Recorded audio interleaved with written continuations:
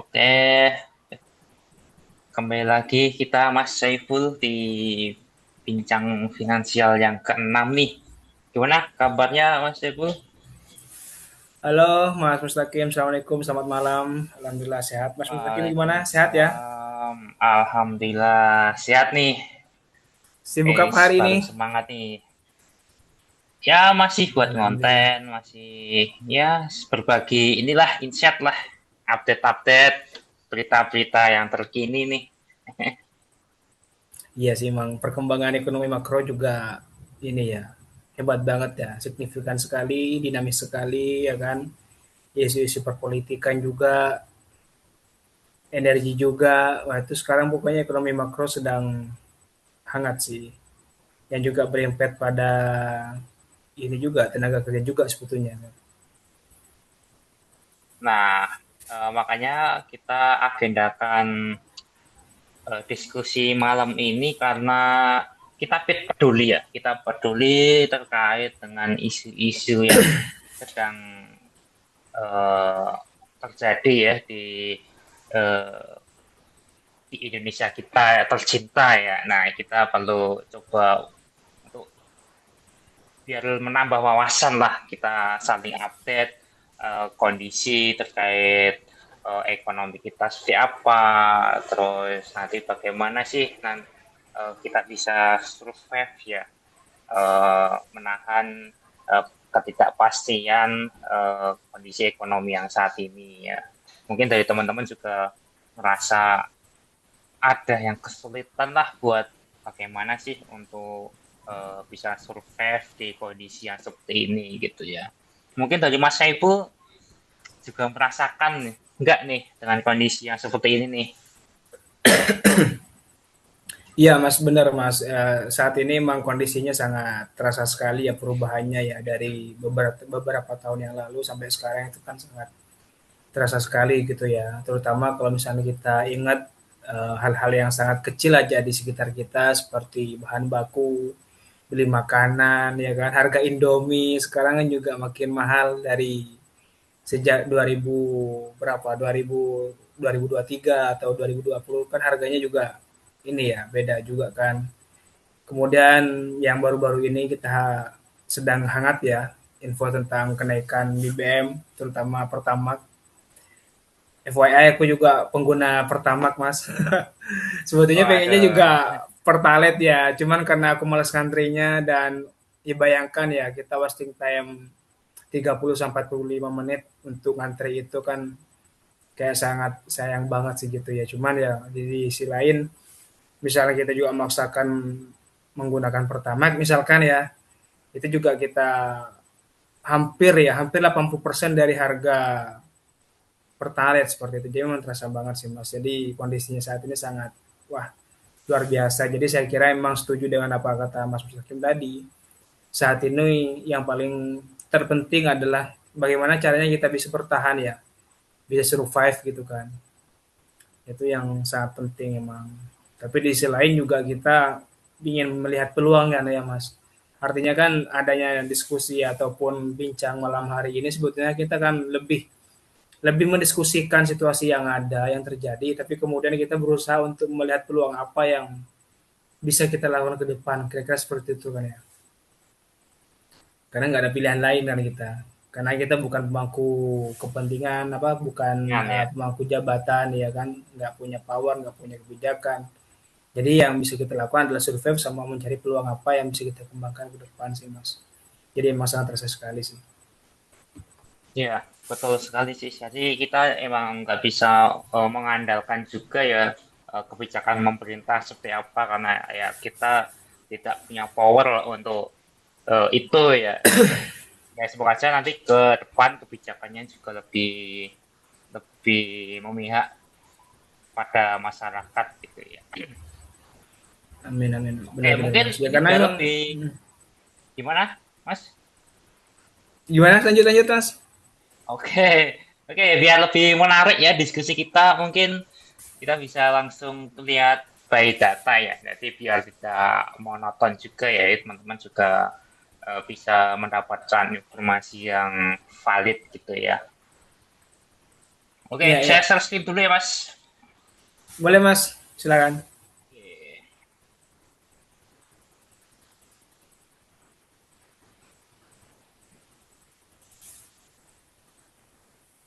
Nah, untuk malam ini kita akan membahas tentang isu-isu terkini ya terkait perekonomian dan kondisi finansial yang sedang terjadi ya.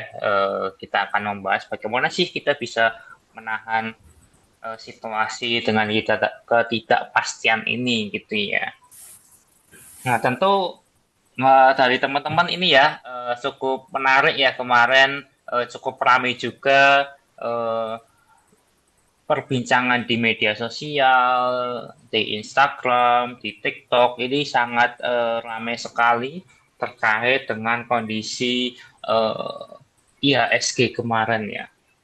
Dan rupiah ini tentunya juga sangat menjadikan kita mungkin sebagian dari kita ada yang ketakutan dengan kondisi yang semakin memburuk gitu ya.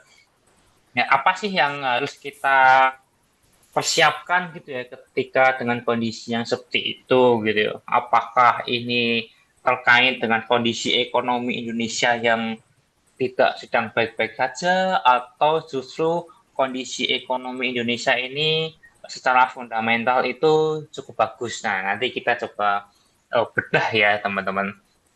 Nanti bagaimana nanti ke depannya apa yang harus kita persiapkan dengan situasi yang seperti ini. Nah, untuk kondisi IHSG kemarin kan cukup ini ya awal tahun itu eh, masyarakat juga masih euforia nih dengan target IHSG itu di paling tertinggi sepanjang sejarah ini ya sampai di posisi 9.100 ke atas gitu ya.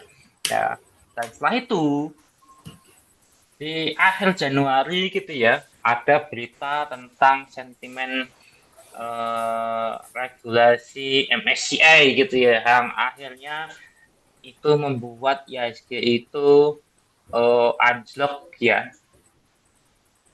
Tentu dengan anjloknya ini ternyata ada ekskalasi juga nih di konflik Timur Tengah gitu ya antara AS dengan Iran gitu ya. Ini yang membuat kondisi IHSG juga makin terpuruk, semakin turun gitu ya. Kemudian di bulan berikutnya juga ada isu lagi nih terkait aksi jual asing yang sangat luar biasa sampai akhirnya turun tajam gitu ya. Tentu teman-teman juga kemarin di media sosial mendengar ada berita Shell Indonesia. Nah, itu kan yang baru ramai sekali gitu ya. Yang akhirnya membuat kondisi finansial finansial market kita sangat terpuruk gitu ya. Dan begitu juga dengan nilai tukar gitu ya. Nilai tukar rupiah kita juga semakin melemah gitu ya. Ini teman-teman ada yang menarik nih. Kenapa sih nilai tukar rupiah ini bisa melemah gitu ya?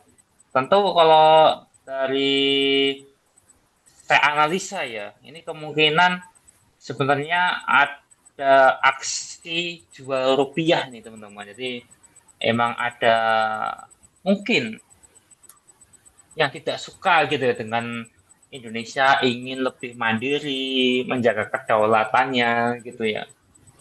Akhirnya market kita dihantam gitu ya, dihantam dengan asing pada keluar dengan cukup besar gitu ya.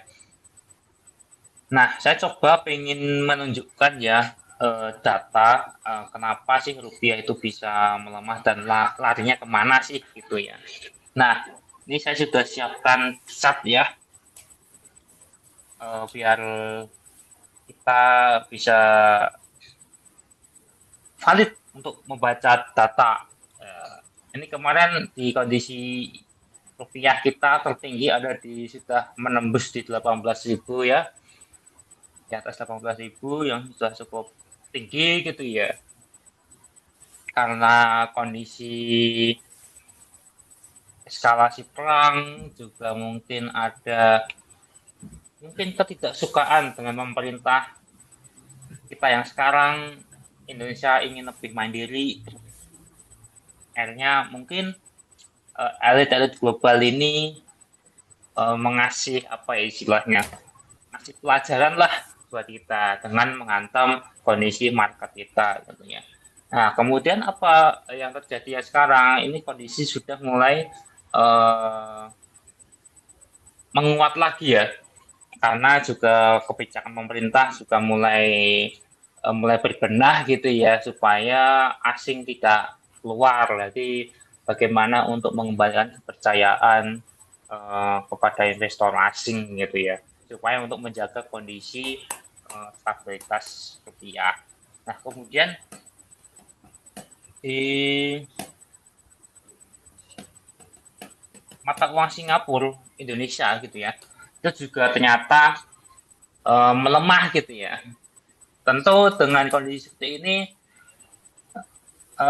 asing itu pada larinya ke Singapura gitu ya. Ya, jadi menandakan kemarin rupiah kita terhadap Singapura itu juga melemah di kita tembus di 14.000. Nah, kenapa kok ini bisa melemah gitu ya? Ternyata di indeks dolar itu sendiri itu ini tidak ada pergerakan sama sekali, dia stagnan gitu ya. Jadi ini ada sesuatu yang mungkin apa ya istilahnya, ada sesuatu hal yang punya modal besar itu keluar gitu ya, yang mana investor itu mencabut mata uang rupiah kita dan berpindah ke Singapura gitu. Itu. Kemudian kondisi IHSG kita juga ternyata sudah cukup dalam ya, ini dari sejak paling tinggi di 9.000 di Januari gitu ya, pertengahan itu udah mulai turun sampai di bawah 5.000. Nah, ini teman-teman yang mungkin pada eh, pesimis gitu ya, apakah ini akan menjadi hal baik atau tidak nih. Kadang investor kita yang masih, mungkin teman-teman yang masih punya modal kecil gitu ya, ada ketakutan buat masuk di investasi kembali gitu ya. Nah, teman-teman ini perlu kita cermati ya, ketika kondisi crash, kondisi yang tidak stabil, sebenarnya tidak perlu khawatir gitu ya. Pasti setiap ada crash akan ada pembalikan siklus. Jadi pasti ada siklus yang berulang. Jadi kalau teman-teman lihat nih ya, setiap crash dari sejak di awal tahun 2008 gitu ya, kembali ke all time high lagi, kemudian ada crash lagi, turun, ya akan naik lebih tinggi lagi gitu ya. Ini siklus yang terus berulang.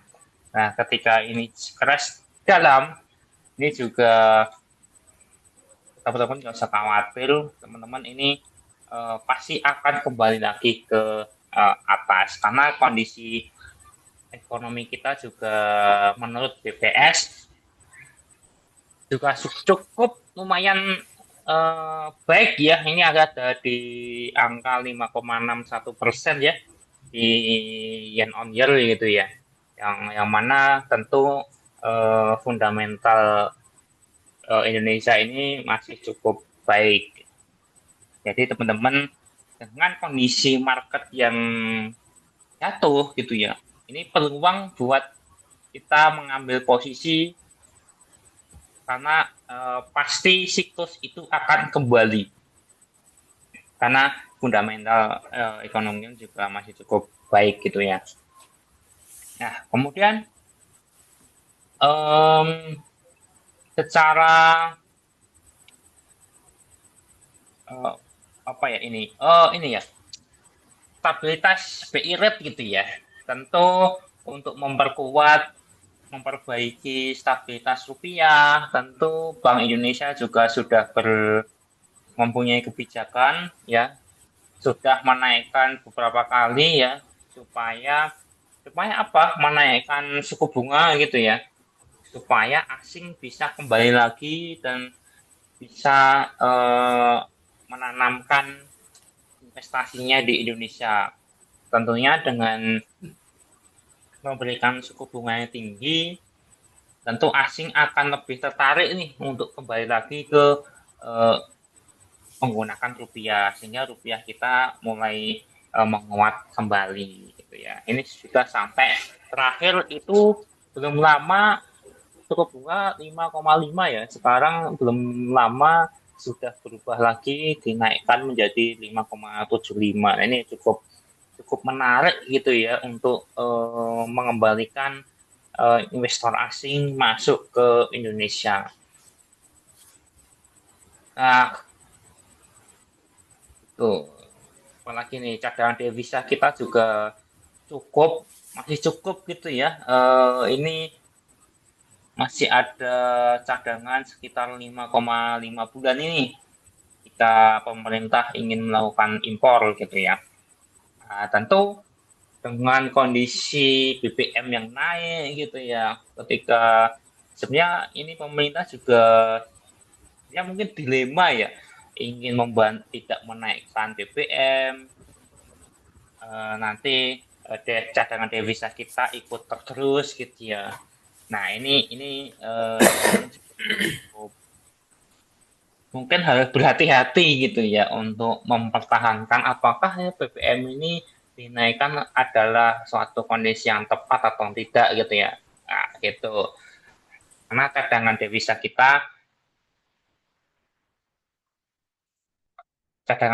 kita masih cukup lumayan nih untuk bertahan beberapa bulan ke depan gitu ya. Karena dengan kita mensubsidi BBM dengan kemarin harga minyak yang cukup tinggi gitu ya, tentu ini akan menggerus cadangan devisa gitu ya. Karena di sisi lain rupiah juga makin melemah, jadi perbandingannya juga cukup tinggi, jadi akan menggerus cukup banyak gitu ya untuk membantu subsidi itu. Nah, itu teman-teman. Oke, ini ada berita kemarin yang share Indonesia, ini berita resmi dari Singapura ya, yang mana asing itu mencabut gitu ya investasinya keluar dari Indonesia kembali ke Singapura itu. Nah, tentu dengan optimis masyarakat kemarin juga ada hashtag ya Buy Indonesia. Ini cukup membantu untuk merecovery kondisi market kita gitu ya. Oke, kembali lagi ke materi ini dengan kondisi yang seperti itu, tentu apa sih kita harus bersikap gitu ya. Tentu memang kondisi pemerintahan kita perlu kita kawal gitu ya teman-teman, kita kawal jangan sampai tidak memihak pada masyarakat bawah gitu ya. Tentu kita mengajak ya dengan ya sekarang masih ramai sekali ya di media sosial gitu ya terkait pro kontra terkait kondisi apa ya untuk mengkritisi pemerintahan itu mungkin perlu bijak ya teman-teman ya kita yang penting jangan sampai kita memecah belah gitu ya jangan sampai untuk membenci dengan pemerintah tetap kita kawal dengan mengkritisi dengan bijak gitu ya. Tentu ini akan membuat kita lebih dewasa dan kita tidak terpancing ya dengan ketakutan gitu ya. Kita punya optimisme, kita bisa survive harus ngapain aja gitu ya ke depan gitu ya. Kita bisa mempersiapkan lebih matang lagi gitu. Oke, mungkin gitu dulu Mas Saiful terkait kondisi ekonomi kita mungkin dari isu-isu yang lain terkait perpajakan ini juga masih ramai sekali nih Mas Saiful. Mungkin ini teman-teman juga apakah ada hubungannya gitu ya dengan kondisi yang seperti ini? Kemudian isu perpajakan juga tinggi gitu ya, menjadi perbincangan yang hangat di kalangan masyarakat gitu ya. Mungkin bisa menyampaikan data-data dan fakta yang bisa membantu nih membuka wawasan kita gitu Mas Saiful. Nanti untuk bagaimana kita bisa survive dengan kondisi seperti ini, kita tampak ketidakpastian, kita akan diskusi setelah isu-isu kita bahas secara tuntas ya teman-teman. Silahkan Mas Saiful. Baik, terima kasih Mas Mustaqim. Jadi emang menarik sekali ya tentang ekonomi makro ya. Sebetulnya kan apa yang mungkin nanti saya bahas itu juga bagian turunan dari case-case ekonomi makro yang ada begitu ya. Cuman mungkin yang punya saya itu hanya lebih praktikal aja dan lebih spesifik aja seperti itu. Karena emang secara background saya kan juga di perpajakan dan ini ya analis keuangan gitu ya. Jadi emang lebih pada spesifik itu. Nah, kebetulan Mas Mustaqim baru-baru ini emang isu-isu perpajakan itu juga lagi hangat ya, terutama tentang adanya peraturan-peraturan terbaru tentang PP 55 begitu ya tahun 2026 ini, yang memang itu juga mensyaratkan bahwa pemberlakuan PPh 0,5 UMKM itu sebetulnya juga diperpanjang seperti itu. Mungkin saya coba untuk ini ya Mas ya, share screen ya untuk bisa lebih afdol aja nih, Oke Mas. dan share screen aja ya.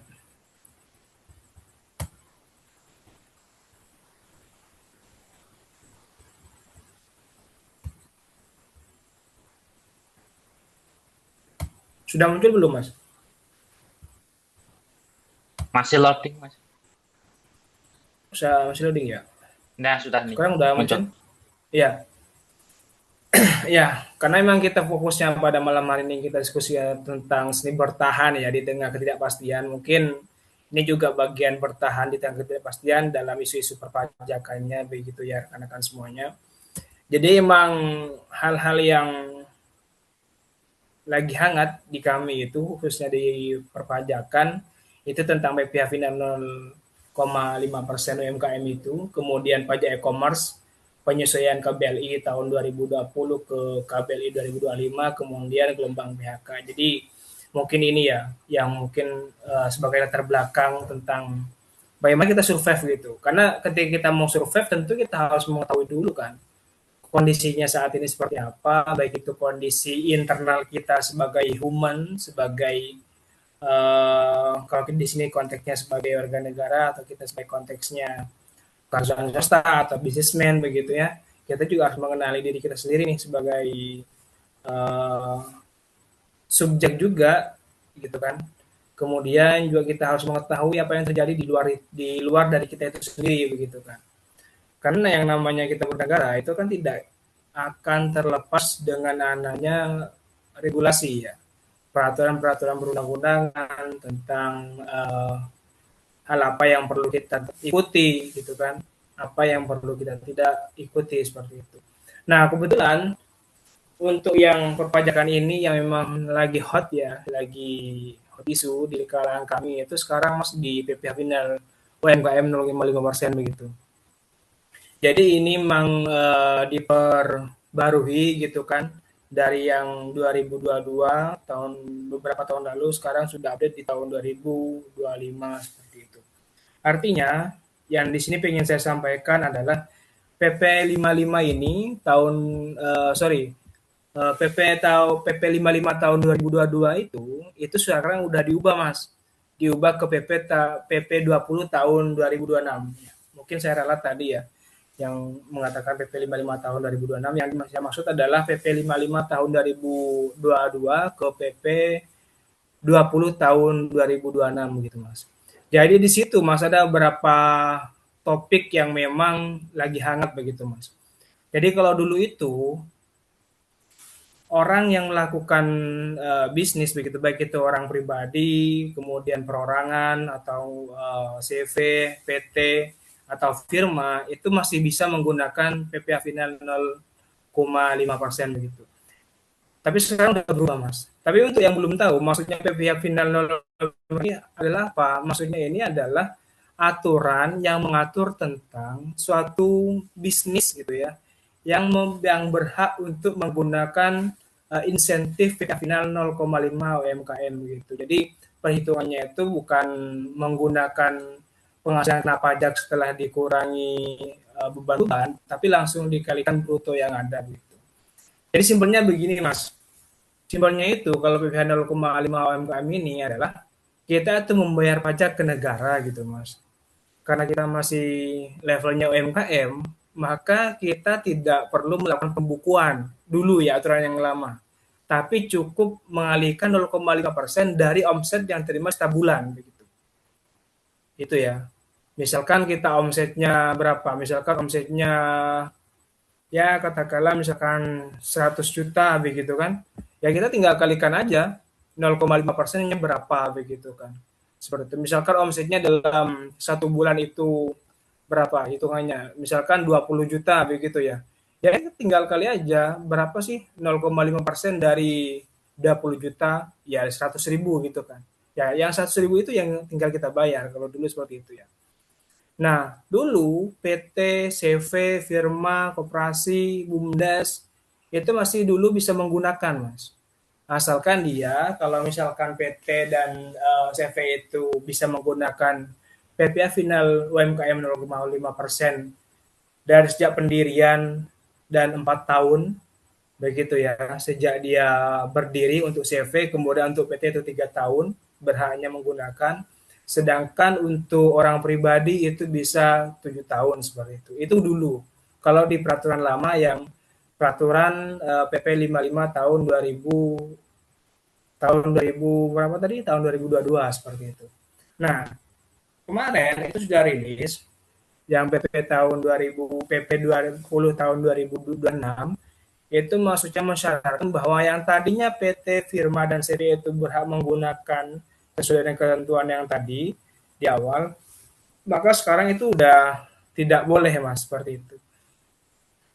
Jadi sekarang yang boleh menggunakan PPh final UMKM 0,5% itu hanya orang pribadi, ya kan, orang pribadi, kemudian PT perorangan, dan juga koperasi selama 4 tahun begitu. Nah, sedangkan untuk PT perorangan dan orang pribadi itu bisa selamanya nih menggunakan PPh final UMKM 0,5% selama dia masih peredaran brutonya tidak melebihi dari 4,8 M dalam setahun begitu.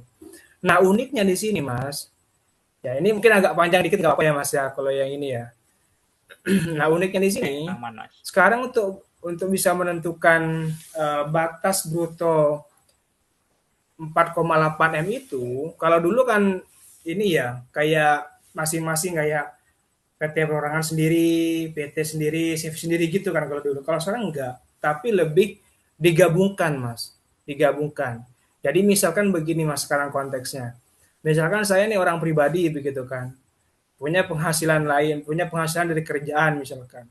Kemudian saya juga punya bisnis nih, toko kelontong misalnya gitu ya. Nah, kemudian istri saya itu juga mempunyai usaha nih, usaha laundry misalkan begitu ya. Nah, ketika nanti digabungkan, misalkan penghasilan saya nih ya, tadi yang dari bisnis toko kelontong misalkan anggaplah 2 miliar misalkan. Kemudian istri saya itu dapat omsetnya dalam setahun 1,5 M misalkan. Itu kan berapa udah? 3,5 kan. Nah, kemudian nanti saya punya penghasilan lain misalkan yang dari usaha misalkan sekitar 1,8 misalkan. Itu kan sudah lebih dari 4,8 M begitu.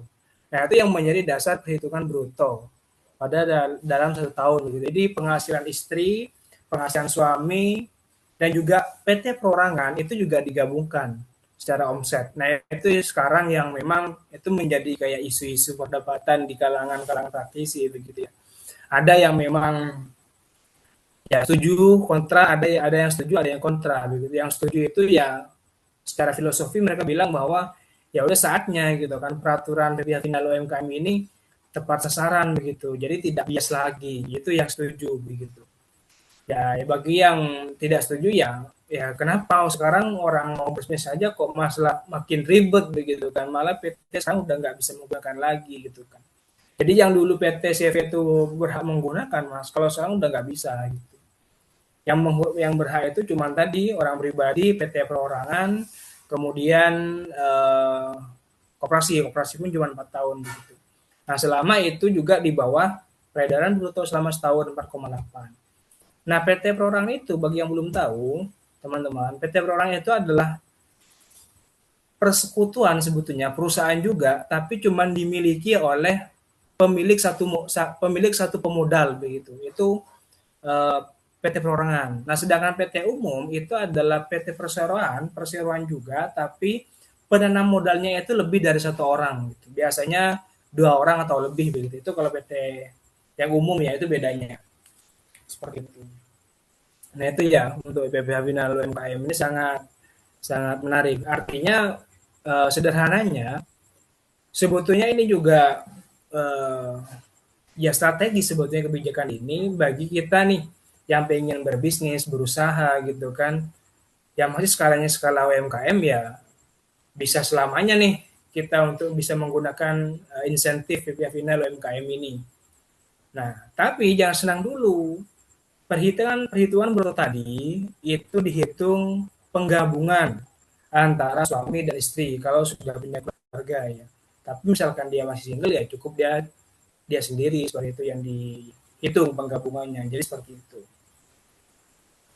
Kemudian selanjutnya adalah pajak e-commerce Mas. Jadi memang sudah ada aturan nih bahwa sekarang pemerintah juga udah mulai menunjuk nih platform-platform e-commerce yang berhak untuk memungut PPh ya dari transaksi yang ada. Jadi kayak kita misalkan nih sering berbisnis di Shopee, di Tokopedia atau di platform e-commerce lainnya, itu juga bakalan nanti akan dikenakan dipotong PPh nih.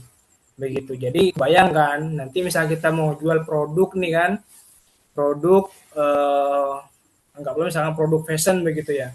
Kemudian kita mau menjual di platform, kemudian nanti ketika udah terjual, penghasilan kan masuk di platform dulu kan biasanya. Nah, itu baru di TF ke kita setelah dia dipotong PPh begitu. Artinya nanti teman-teman juga sudah melakukan pemotongan PPh yang dilakukan oleh vendor nih, oleh e-commerce itu sendiri seperti itu. Nah, tantangannya di situ adalah ya tentu karena memang sudah ada PPh, ya teman-teman nanti harus juga merangkai ini kan bagaimana kemudian dia harus bisa memberikan harga yang bagus gitu. Jangan sampai ketika dia berbisnis di e-commerce kemudian dia dipungut PPh nanti malah marginnya nggak ada gitu kan. Nah itu yang susah makanya nanti harus disesuaikan begitu. Nah kemudian juga penyesuaian KBLI tahun 2020 ke KBLI 2025 ini juga berkaitan dengan Permenkum 49 ya 49 tahun 2025 ya rekan-rekan. Maksudnya di sini apa? Jadi sekarang itu kita misalkan mau berbisnis ya kan, berbisnis online atau bisnis apapun itu sekarang sudah disyaratkan untuk mempunyai NIB ya, nomor induk berusaha. Itu sudah mulai mempunyai itu. Kemudian bagi yang sudah punya usaha, yang sudah mempunyai NIB, sekarang itu harus melakukan kayak semacam restrukturisasi KBLI gitu kan. Karena nanti ada penyesuaian nih KBLI yang tahun 2020 bisa disesuaikan ke 2025. Misalkan di 2020 dia nggak ada, maka disesuaikan dengan KBLI tahun 2025 seperti itu, sesuai kebutuhan. Nah, KBLI itu kan semacam kayak ini ya rekan-rekan. KBLI itu semacam kayak nomor induk berusaha atau keterangan dia itu berbisnis di bidang apa saja gitu. Misalkan bidang jual beli fashion, misalkan ada yang dia juga KBLI-nya misalkan dia sebagai trading obat-obatan misalnya atau dia jual apa itu kan secara bisnis itu ada KBLI-nya, ada NIB-nya seperti itu. Nah, kemudian gelombang PHK ya. Ya gelombang baru-baru ini juga sangat terdengar ya bahwa perusahaan-perusahaan besar itu sekarang kan kebanyakan sudah ini ya, out dari Indonesia, kemudian lebih senang di Vietnam begitu ya. Karena mungkin kepastian hukum, tenaga kerja mungkin di sana jauh lebih rendah daripada jauh lebih murah daripada kita gitu, sehingga mereka itu memilih usahanya itu dipindahkan ke sana gitu. Nah, pada akhirnya ketika pada investor itu keluar, ya gelombang PHK ataupun efisiensi itu tidak luput begitu. Nah, jangan lupa bahwa efisiensi itu tidak harus dengan PHK ya teman-teman. Bisa aja efisiensi itu dengan pengurangan hak-hak kita sebagai karyawan ya, bagi yang bekerja di corporate ataupun di pabrik gitu.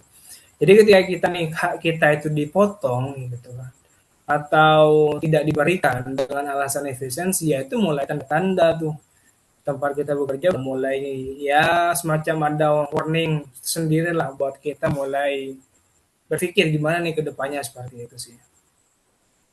Kira seperti itu dulu Mas kalau dari saya, nanti kita kalau mungkin dari saya nanti penjabaran aja sih lebih detail lagi sih Mas seperti itu.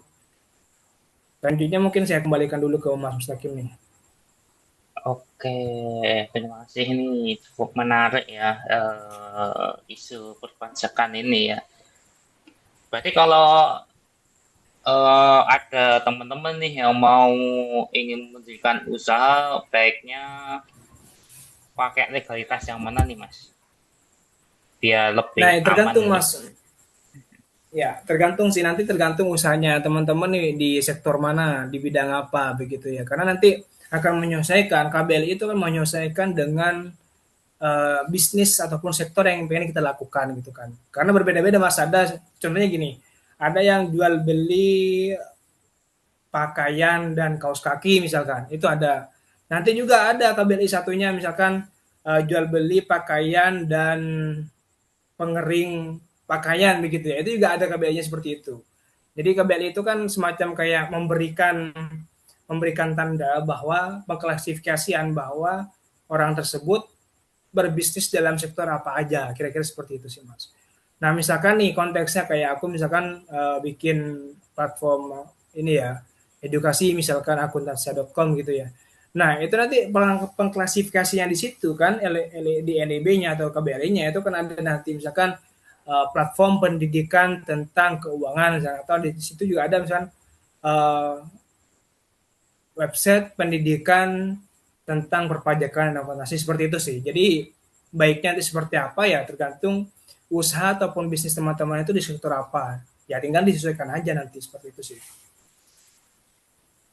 Tapi itu nanti setelah bikin NIB, terus ada pembayaran pajak nggak untuk ketika mengurus lapor apa namanya tahunan itu NPWP itu perlu nggak kalau Ya, misalkan kita sudah punya NIB terus perlu memasukkan nggak data omset kita di pelaporan pajak tahunan itu?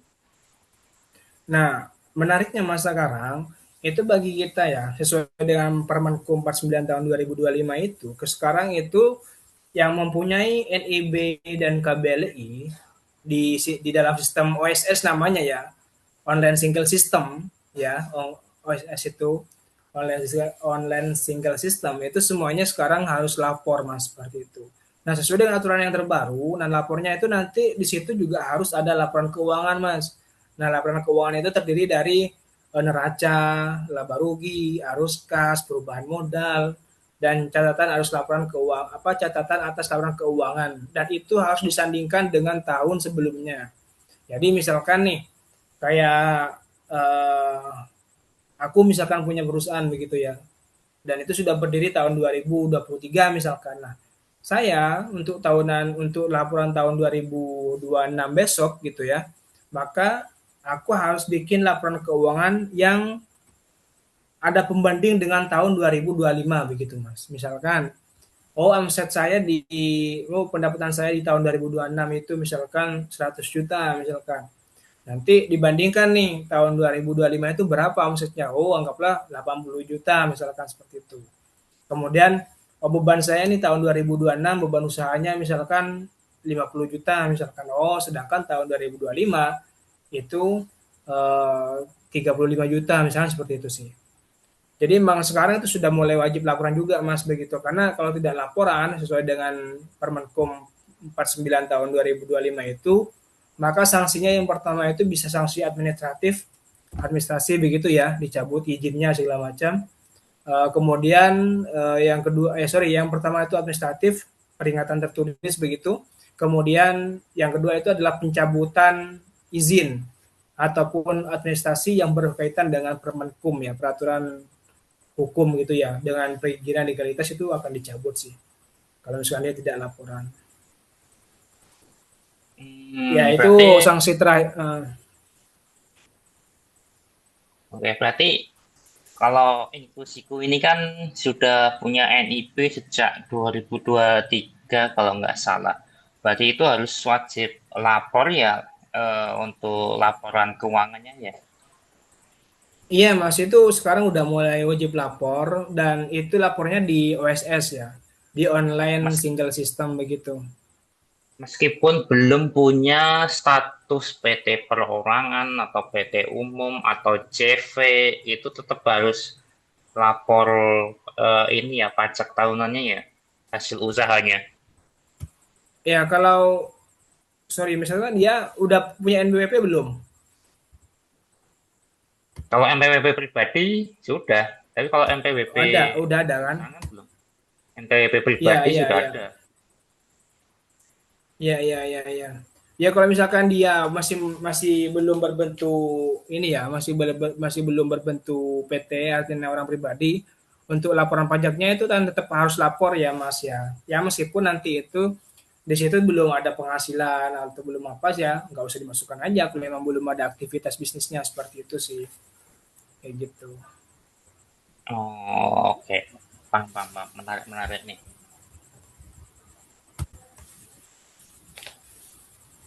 Ya sekarang sangat dinamis sekali ya Mas, seperti itu peraturan-peraturan seperti itu sangat dinamis sekali sih.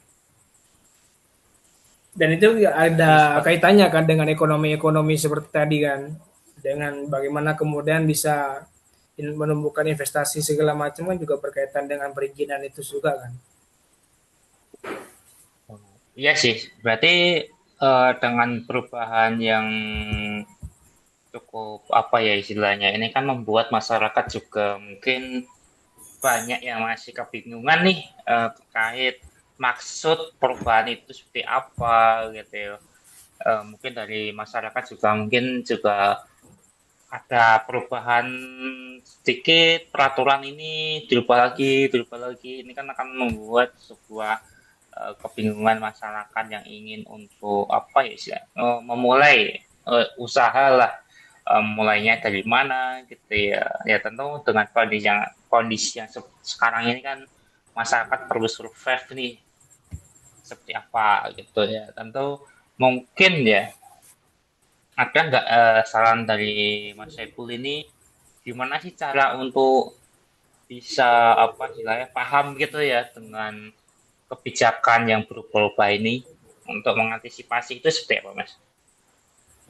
Iya, kalau dari saya sih Mas lebih pada mengikuti update-update terbaru saja sih ya, yang berkaitan dengan apa yang pengen dia cari tahu gitu. Misalkan dia pengen cari tahu tentang perizinan Permenkum tadi yang saya bilang, kemudian juga tentang perpajakan misalnya, dia tetap harus mengikuti isu-isu itu gitu kan. Nah, misalkan dia masih orang pribadi yang belum mempunyai staff, belum mempunyai tim begitu, itu kan agak ribet ya mengikuti semacam itu kan. Maka kalau saya mungkin boleh saran ya dia memperbanyak bertanya aja sih ke teman, korelasi atau koneksi yang memang dia itu mempunyai pengetahuan di bidang tersebut yang pengen dia ketahui seperti itu. Jadi misalkan nih kayak eh, ada teman misalkan pengen berbisnis gitu kan, tentang berbisnis, kemudian dia bagaimana caranya nih agar dia masih bisa menggunakan PPh 0,5 UMKM misalkan.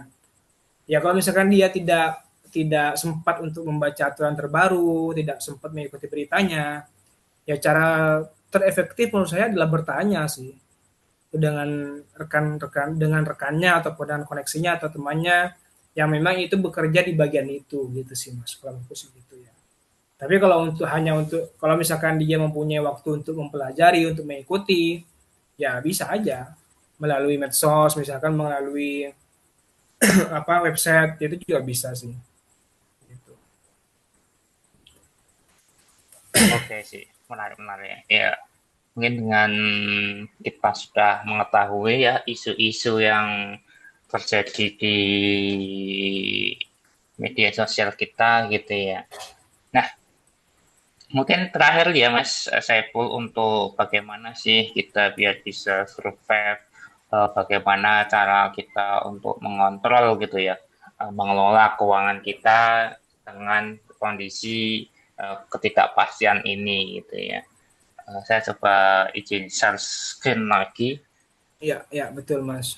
Saya juga pengen nanya soal itu sih Ya, Mas, tentang survei tentang keuangan tadi yang jenengan itu. Karena penting banget ya sekarang tuh kita, aku sendiri nih agak repot gitu kan.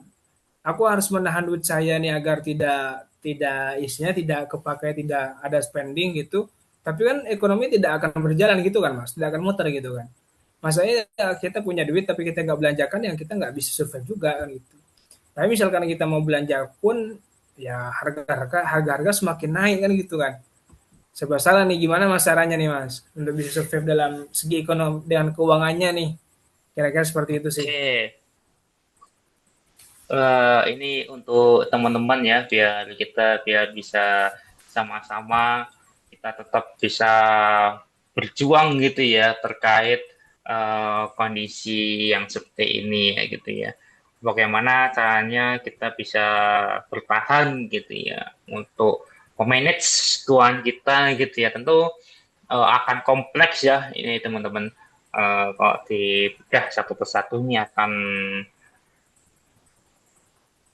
cukup panjang waktunya gitu ya. Mungkin bisa lain waktu ya kita agendakan lagi tersendiri untuk membedah satu per satu. Nah, apa sih kita biar bisa survive gitu ya? Yang pertama tentu kita harus memperkuat dulu nih fondasi keuangan kita. Kita harus mengevaluasi selama ini seperti apa gitu ya. Keuangan kita apakah impulsif, banyak membeli barang yang mungkin itu tidak diperlukan gitu ya, belum terlalu dibutuhkan gitu ya. Nah, itu yang harus teman-teman apa namanya kurangi gitu ya, supaya membeli sesuatu yang benar-benar itu teman-teman butuhkan. Ya, tentu yang pasti dana darurat Mas Saiful harus Ya, diperkuat lagi gitu ya. Tetap jika belum punya dana darurat, tentu mulai dari sekarang, yuk mulai persiapkanlah dana darurat itu gitu ya. Supaya ketika ada terjadi ketidakpastian atau kondisi yang mungkin membuat ekonomi itu cukup berat gitu ya. Tentu dana darurat ini bisa membackup sementara gitu ya, sambil nanti teman-teman bisa mencari opsi-opsi lain ya atau peluang untuk mendapatkan penghasilan tambahan yang lainnya gitu ya. Terus yang kedua yaitu jaga dan tingkatkan pendapatan. Teman-teman juga perlu nih meningkatkan soft skill, value gitu ya, yang bisa teman-teman jual gitu ya, yang bisa menjadi potensi diri seperti apa, yang itu bisa menghasilkan penghasilan tambahan nih teman-teman ya. Dan teman-teman juga perlu adaptif nih dengan kondisi yang seperti sekarang ini gitu ya. Tentu kita juga tidak boleh untuk bersantai-santai lah, tidak ada apa namanya kondisi yang seperti ini, waktu untuk bersantai itu dikurangi. Harus mulai untuk mencari opsi atau meningkatkan ya belajar meningkatkan skill seperti apa gitu ya, yang kira-kira mempunyai bakat gitu ya teman-teman, jadi bisa dikembangkan lebih lanjut gitu. Nah kemudian teman-teman perlu untuk mendiversifikasi investasinya. Jadi teman-teman tidak berfokus pada satu aset gitu ya. Jadi teman-teman bisa mengambil aset yang lain supaya ketika kondisi misalkan IHSG kita kemarin sudah cukup tajam nih, sudah hampir 38% turunnya. Nah, tentu teman-teman juga harus punya eh, diversifikasi investasinya di aset yang lain, misalkan punya aset di emas gitu ya, atau di reksadana, pasar uang, atau di deposito gitu ya, yang tentu itu tahan kepada krisis gitu ya, atau ada sesuatu kondisi market yang tidak seharusnya gitu ya, yang turunnya cukup tajam. Jadi teman-teman punya aset yang bisa menjadi penyelamat gitu ya. Ini juga penting. Jadi tidak di satu tempat saja, tapi coba memulai mencari aset-aset yang lain gitu ya. Kemudian setelah itu tentu teman-teman juga perlu perlindungan ya, resiko. Ini bagian dari risk management gitu ya. Tentu di keuangan itu asuransi menjadi penting ya bagi kita, supaya ketika dengan kondisi ekonomi yang seperti ini, tentu jika ada sesuatu pada diri kita, misalkan sakit atau mengalami kecelakaan gitu ya, tentu ada backup dari asuransi, tentu supaya tidak menguras eh, budget kita gitu ya. Jika kita tidak mempunyai asuransi, minimal asuransi dari pemerintah lah, BPJS gitu ya. Kalau biar lebih maksimal, teman-teman bisa pakai di asuransi swasta gitu ya. Tentu asuransi ini supaya memberikan perlindungan ya, ketika teman-teman terjadi sesuatu, keuangan saat ini tidak menambah beban gitu ya, ketika kondisi yang tidak kita inginkan itu terjadi. Jadi ada backup supaya kondisi finansial kita saat ini uh, lebih bisa terjaga gitu ya.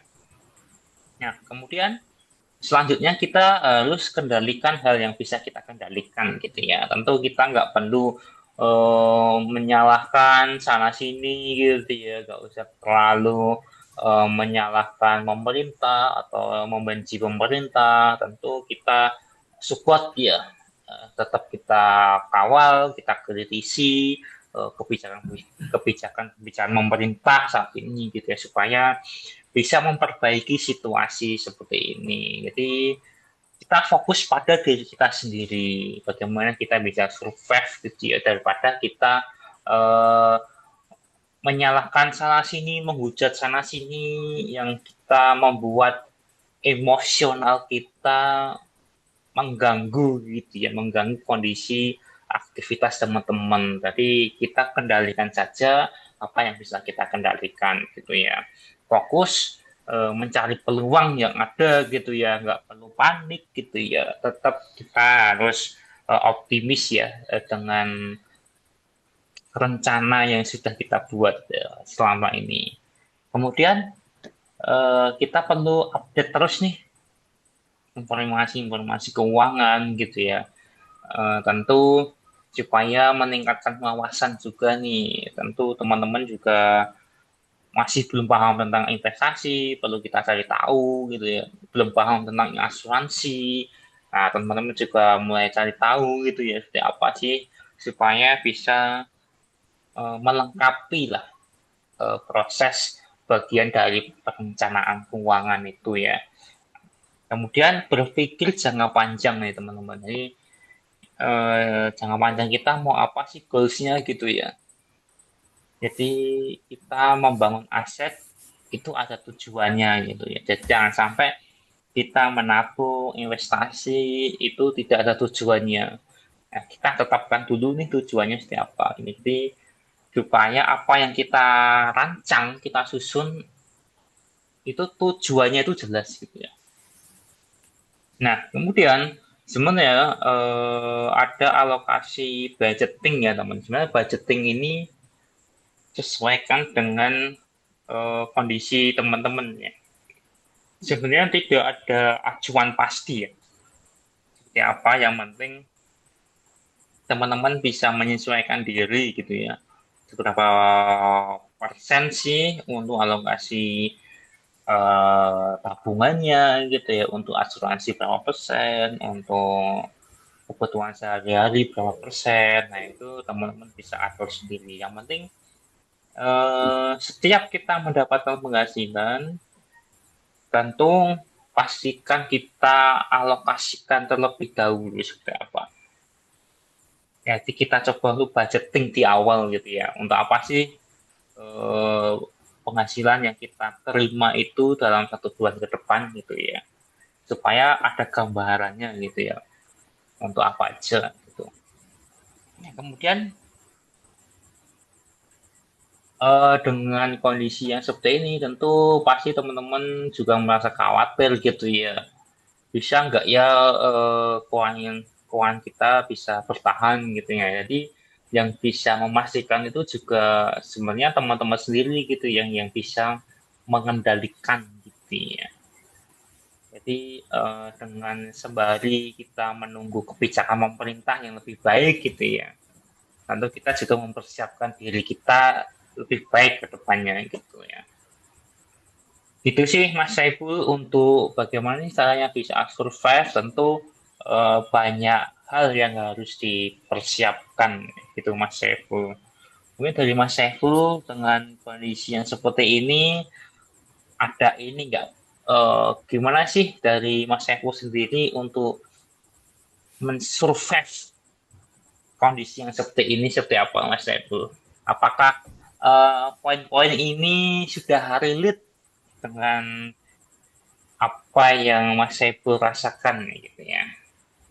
Silakan Mas Saiful, boleh Ya, minta terima kasih tanggapannya Mas. enggak? Iya, iya Mas. Sebetulnya kalau saya itu sepakat sih ya dengan ini semua sih. Cuman saat ini yang menjadi kendalaku pribadi adalah asuransi sih Mas gitu ya. Asuransi, terutama asuransi kesehatan ya, itu memang saat ini belum ada sama sekali gitu. Bahkan aku sempat berpikir begini Mas, asuransi terbesar bagi saya sekarang adalah menjaga pola hidup sehat begitu ya, jangan olahraga dan lain-lain sebagainya begitu. Karena saya sendiri itu kayak mempunyai ini Mas, mempunyai kayak semacam kontradiktif di lapangan begitu ya. Ketika kita memiliki asuransi, terutama yang asuransi kelas 2, kelas 3 ya Mas ya, yang untuk masyarakat middle begitu ya. Saya kok mendengar ini Mas, mendengar kayak mendapat fasilitas yang kurang memadai ketika sakit. Kemudian ketika jalur BPJS itu katanya lambat ditangani segala macam seperti itu. Jadi saya tuh tidak ada di situ. Ya mungkin karena memang asuransi bukan cuma BPJS ya, mungkin ada asuransi swasta dan lain sebagainya. Tapi saya sendiri untuk saat ini masih belum ya Mas ya. Mungkin karena duitnya belum cukup kali ya Mas ya. Gitu. Tapi untuk dana darurat sih saya sepakat sih Mas. Setuju banget sih seperti itu. Nah, dengan kondisi semacam itu gimana Mas Mas Mustaqim nih kan? Terutama asuransi kan memang bagian dari hal penting untuk bisa membangun fondasi keuangan untuk jangka panjang gitu ya.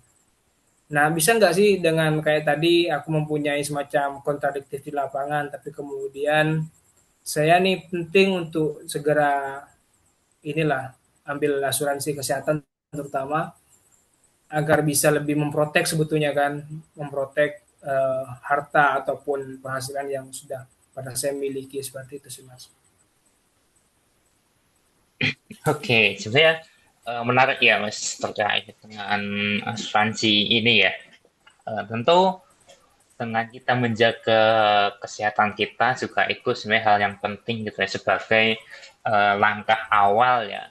Tentu dengan fasilitas asuransi ini sebenarnya tujuannya untuk memprotek hal-hal yang belum kita ketahui nih ke depannya seperti apa. Tentu kondisi sakit itu kan kita tidak pernah tahu kapan terjadi gitu ya. Tentu dengan eh, berolahraga, menjaga kesehatan itu kan bagian dari untuk bertahan supaya tidak sakit.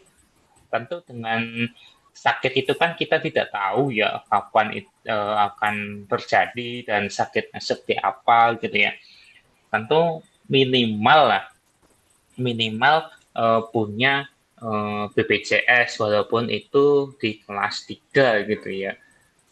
Ya tentu teman-teman ini juga dari mungkin dari pelayanannya ya mungkin memang ada keterbatasan ya karena juga biaya premi untuk kelas 3 itu kan juga cukup murah sekali gitu ya kalau nggak salah kan sekarang masih di 35.000 ya per bulannya gitu.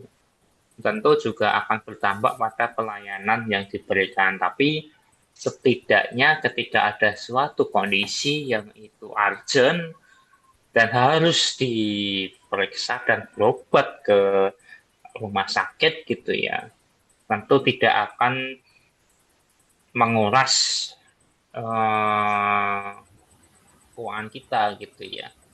Nah, contohnya kemarin Mas, saya kan eh, operasi ya beberapa bulan yang lalu gitu ya. Untung habisnya itu sekitar hampir 4 juta. Tentu jika tidak di backup dengan asuransi, tentu tekor juga kan dengan biaya sebesar itu walaupun nggak terlalu besar juga gitu ya. Itu kan juga membantu sekali gitu ya. Tampaknya seperti itu.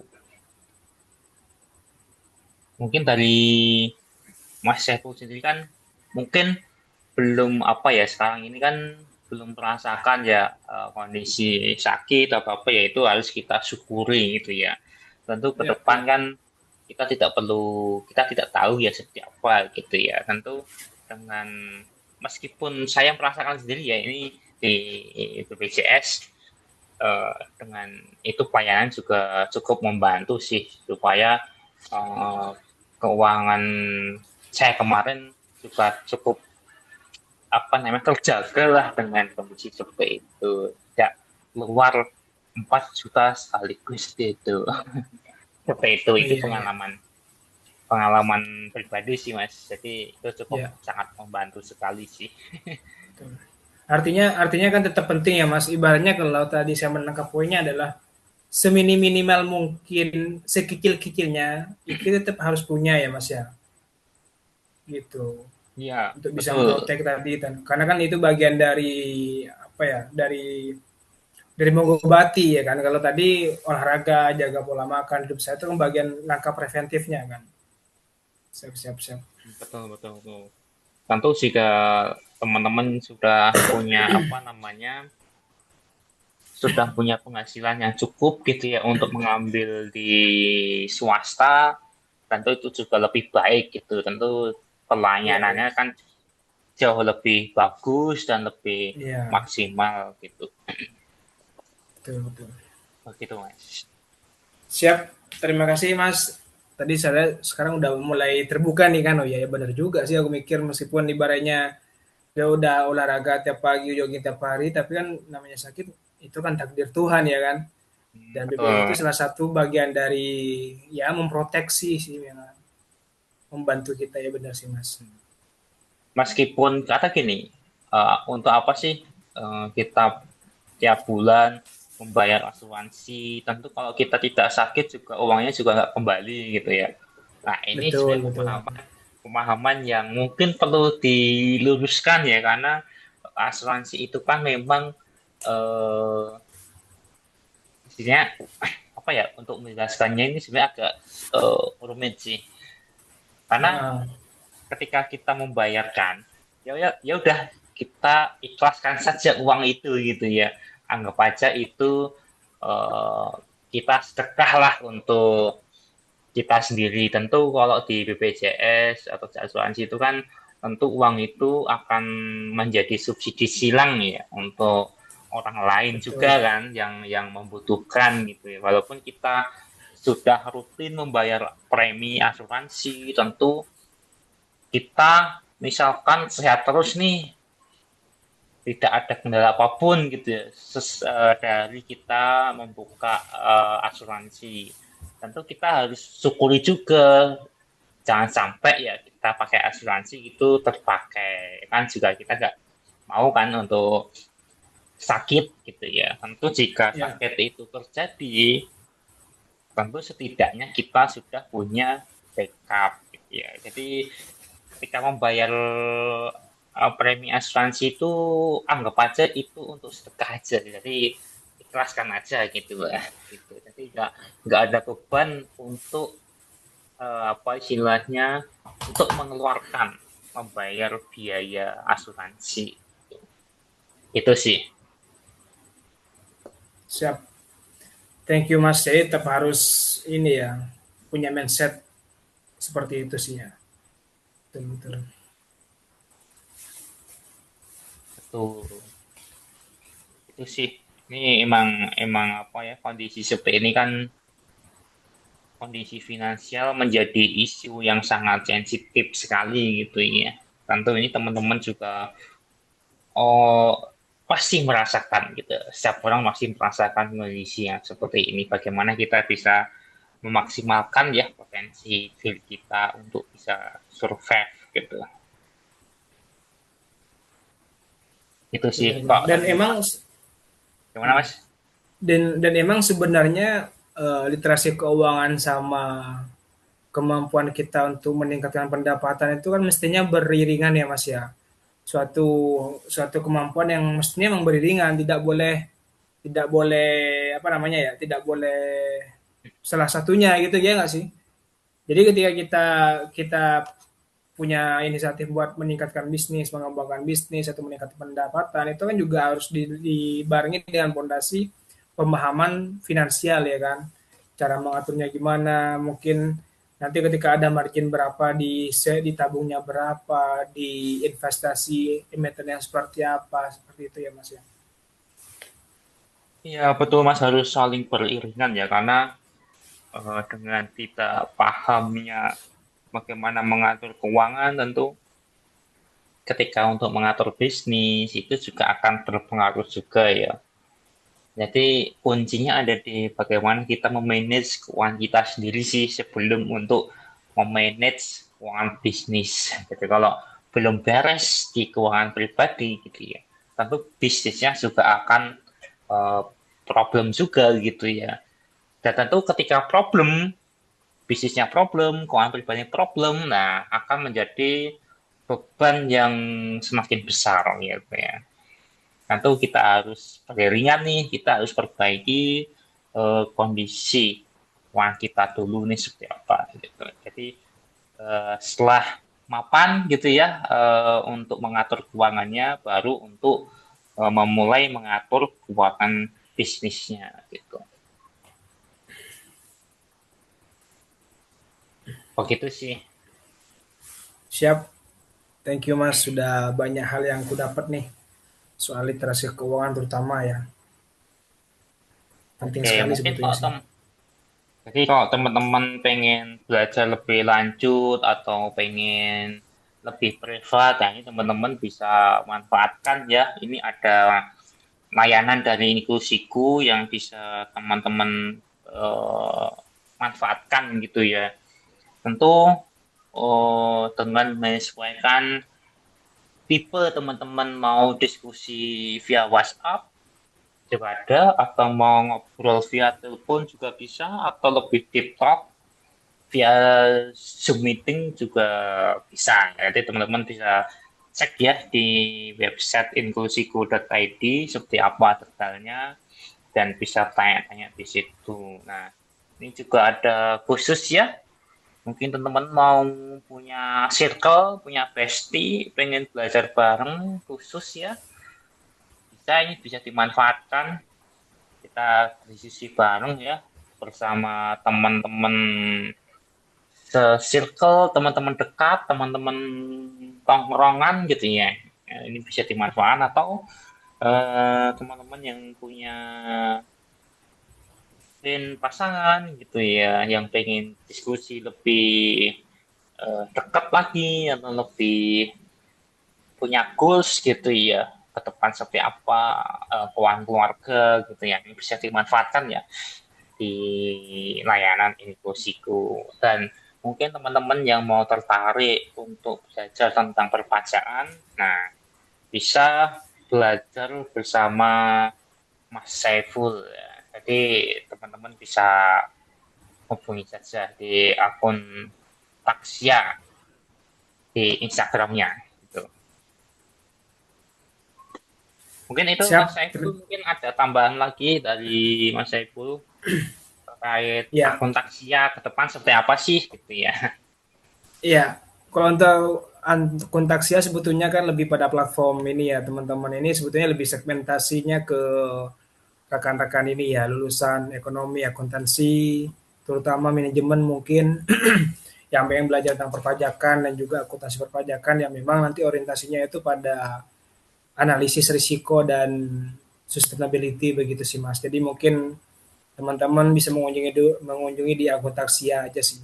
Seperti apa dan nanti juga bisa belajar tentang ya tentang perpajakan mulai dari lapor SPT, kemudian dari PPh satu dan lain sebagainya seperti itu sih Mas.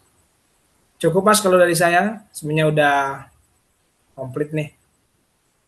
Oke, siap. Ini hampir 1 jam ya, ternyata nggak terasa kita Tuh, ngobrol-ngobrolnya.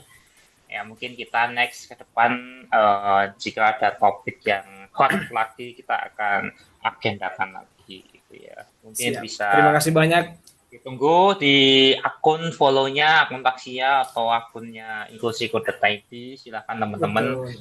biar terupdate informasi terbaru gitu ya. Itu Mas Saiful, terima kasih Siap. sudah Terima memberikan kasih banyak Mas Mustaqim ilmunya undangannya, gitu teman-teman ya. semuanya yang sudah menyimak. Juga Mas Mustaqim ilmunya juga banyak sekali yang aku dapat nih. Bisa sharing-sharing dan bisa curhat juga nih tadi soal keuangan. Oke, siap, sama-sama. Ya, kita aja kita akhiri. Selamat malam. Assalamualaikum warahmatullahi wabarakatuh. Selamat malam. Wabarakatuh.